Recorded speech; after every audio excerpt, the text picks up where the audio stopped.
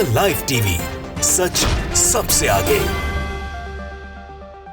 नमस्कार, the live TV आप देख रहे हैं, आपके साथ मैं हूं आदित्य कुमार।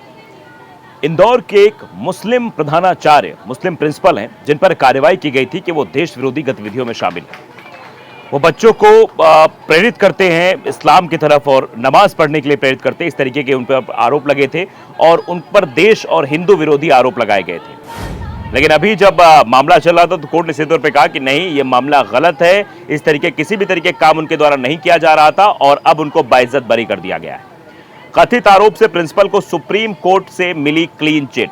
एफआईआर के बाद सरकार ने ले लिया था इस्तीफा। एफआईआर हो गया था, प्रिंसिपल से इस्तीफा भी ले लिया गया था क्योंकि वो मुसलमान थे, इसलिए उन पर कार्रवाई तेजी के साथ हुई।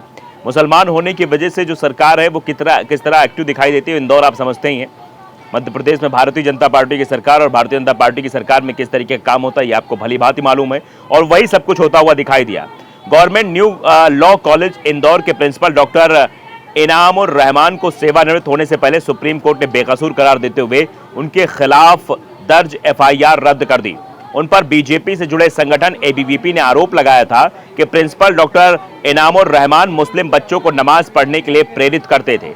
लाइब्रेरी में देश विरोधी बुक रखने और मुस्लिम शिक्षकों की नियुक्ति की बात भी कही थी कि वो मुस्लिम शिक्षकों की नियुक्ति करते हैं, देश विरोधी बुक रखते हैं। संगीन धाराओं में तत्काल उन पर मुकदमा दर्ज हुआ था और सरकार ने उनसे इस्तीफा भी ले लिया था। 1.5 साल बाद प्रिंसिपल डॉक्टर इनामुर रहमान को राहत मिली है, मगर धर्म के आधार पर जो झूठे आरोप उन्होंने झेले और नौकरी छोड़ने के लिए मजबूर होना पड़ा, ये दर्द उन्हें जीवन भर परेशान करता रहेगा। सुप्रीम कोर्ट से भले ही इनामुर रहमान को आज क्लीन चिट मिल गई है, उन्हें बाइज्जत बरी कर दिया गया है, लेकिन जो उन पर आरोप लगाए गए थे, जिन आरोपों के तहत उनकी नौकरी गई है, वो आरोप कितने संगीन है और 1.5 साल बाद वो बाहर हुए हैं, तो आप समझिए 1.5 साल में उनकी जिंदगी कैसी हो गई होगी, कितने ताने मिले होंगे, सोशल मीडिया पर कितना उन्हें ट्रोल किया गया होगा, समाज के आसपास कैसी भावनाएं उनके प्रति बनाई गई होंगी, ये सब कुछ साफ तौर पर दिखाई दे रहा था और इसी वजह से ये चीजें हो रही थी। आप जरा उनकी शक्ल देखिए, उनके ऊपर किस तरीके से एबीवीपी के संगठन ने किस तरीके का उनके ऊपर प्रताड़ना की थी और उनकी हालत कैसी लगातार जो है इस पर हो रहा है। खबर बताते हैं, फिर लोगों का रिएक्शन भी आपको बताएंगे, आखिरकार लोगों का रिएक्शन इस पर क्या है ये भी हम आपको स्पष्ट रूप से बताएंगे। इंदौर के बीबीसी ने भी ये खबर कही है कि इंदौर के मुस्लिम प्रिंसिपल पर हिंदू और देश विरोधी होने के आरोप गलत साबित हुए हैं। अब बताइए, आपने आरोप लगा दिए, कार्रवाई हो गई, उनकी नौकरी चली गई, सब कुछ खत्म हो गया, समाज में मान, प्रतिष्ठा, मर्यादा सब कुछ तार-तार हो गई। 1.5 सालों में उनका जीवन कैसे बीता होगा, किस दुख दर्द से बीता होगा, ये समझना बहुत जरूरी है, क्योंकि जो आरोप उन पर लगे थे वो आरोप तो गलत है। सुप्रीम कोर्ट ने कह दिया वो आरोप गलत है, तो किस गलती की सजा उन्हें 1.5 साल मिली, आप समझिए। इंदौर के लॉ कॉलेज के प्रिंसिपल के खिलाफ नमाज पढ़ने, इसके लिए प्रेरित करने, लाइब्रेरी में देश विरोधी किताब रखने, मुसलमान शिक्षकों की भर्ती करने और लव जिहाद को बढ़ावा देने जैसे आरोपों का मुकदमा दर्ज किया गया था। तो आप ये समझिए, ये मामला दर्ज हुआ था। इस मुकदमे के बाद सरकार ने उनसे इस्तीफा ले लिया था, मगर अब 1.5 साल बाद सुप्रीम कोर्ट ने उनके खिलाफ दर्ज सारे मुकदमे को अनुचित बताते हुए एफआईआर रद्द करने का आदेश दिया है। डॉक्टर इनामुर रहमान इंदौर स्थित गवर्नमेंट न्यू कॉलेज के प्रिंसिपल थे, जिन्हें दिसंबर 2022 में उस समय सस्पेंड कर दिया गया था जब भारतीय जनता पार्टी की छात्र शाखा अखिल भारतीय विद्यार्थी परिषद से जुड़े एक समूह ने उनके खिलाफ द्वेषपूर्ण व्यवहार जैसे गंभीर आरोप लगाए थे। डॉक्टर इनामुर रहमान के खिलाफ दर्ज मुकदमा तो रद्द हो गया, लेकिन जो जख्म उनके दिल पर लगे हैं शायद ही वो मिट सके। बीबीसी ने डॉक्टर इनामुर रहमान से इस मुकदमे और उन पर पड़ने वाले असर के बारे में विस्तार से बातचीत की, तो उन्होंने एक एक चीजें बताई हैं, वो हम आपको बताने जा रहे हैं। और ऐसे कई मसले हैं, 20 साल बाद रिहाई, 10 साल बाद, 3 साल बाद, 4 साल बाद, और उन 4 सालों में 20 सालों में जिंदगी कैसे परिवर्तित हो जाती है आप ये जानते हैं। आप पर कोई एक आरोप लग जाए और आप उस आरोप को साबित करने में या फिर उस आरोप को गलत साबित करने में 1 महीने का वक्त लगा देते हैं, तो उस 1 महीने की जिंदगी आपकी नरक बन जाती है।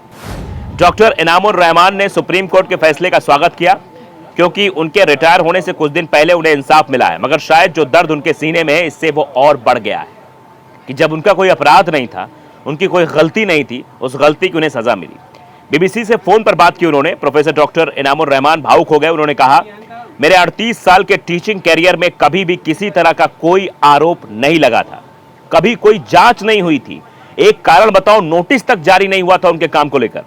वो कहते हैं कि कॉलेज की बेहतरी के लिए अपनी तमाम ऊर्जा लगाने के बावजूद खुद मैं मुश्किल में अपने आप को पाता था।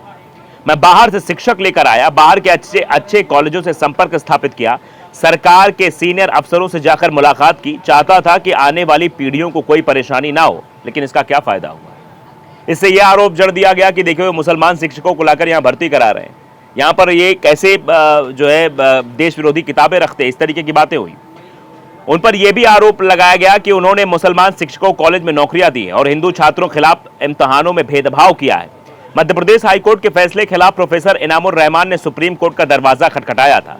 डॉक्टर इनामुर रहमान के खिलाफ आरोपों को रद्द करते हुए सुप्रीम कोर्ट ने कहा, एफआईआर का जायजा लेने से यह बात साफ हुई है कि एफआईआर अनुचित होने के सिवा और कुछ भी नहीं है। वो अनुचित एफआईआर दर्ज कराई गई है। सुप्रीम कोर्ट ने कहा, एफआईआर में लगाया गया कोई भी आरोप साबित नहीं होता। अदालत ने इस मामले में राज्य सरकार की कार्रवाई की आलोचना करते हुए कहा कि यह अत्याचार और प्रताड़ना का मामला लगता है। डॉक्टर इनामुर रहमान 31 मई को रिटायर हो रहे हैं। अभी सरकार की ओर से शुरू की गई विभागीय जांच में उन्हें अगले माह जांच कमेटी के सामने भी पेश होने को कहा गया है। वेबसाइट लाइव लॉ के अनुसार अदालत ने सरकार के वकील से सवाल किया, मध्य प्रदेश सरकार ऐसे मामले में अदालत में एक एडिशनल एडवोकेट जनरल क्यों भेज रही है? साफ तौर पर ऐसा लगता है कि एक प्रताड़ना का मामला है। अदालत ने कहा, कोई उन्हें यानी आवेदन देने वाले को परेशान करने में दिलचस्पी रखता है, हम अनुसंधान अधिकारी को नोटिस जारी करेंगे। अब ये पूरा मामला कैसे शुरू हुआ था, जरा इस मामले पर थोड़ी सी निगाह डाल लेते हैं, फिर लोगों का रिएक्शन आपको बताएंगे। प्रोफेसर इनामुर रहमान कॉलेज में बिताए गए अपने समय पर बात करते हुए कहते हैं कि उन्होंने कॉलेज में कई सुधार लागू करवाए थे। उसे एक शीर्ष केंद्र बनाने के लिए दिल्ली और दूसरी जगह के कॉलेजों से संपर्क भी स्थापित किया था।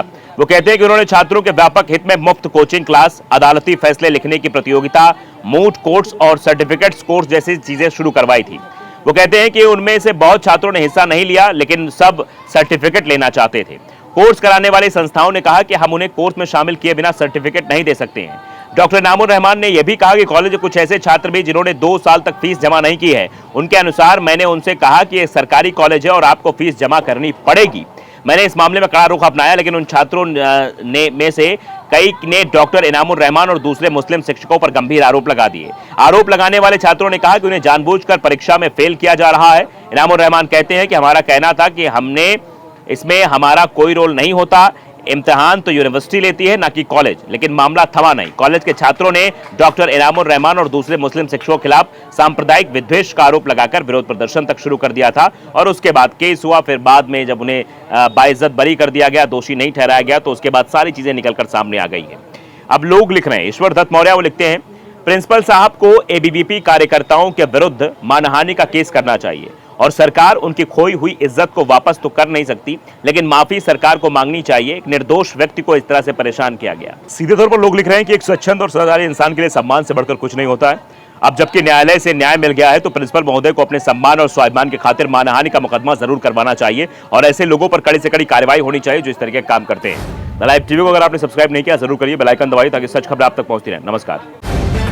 द लाइव टीवी, सच सबसे आगे।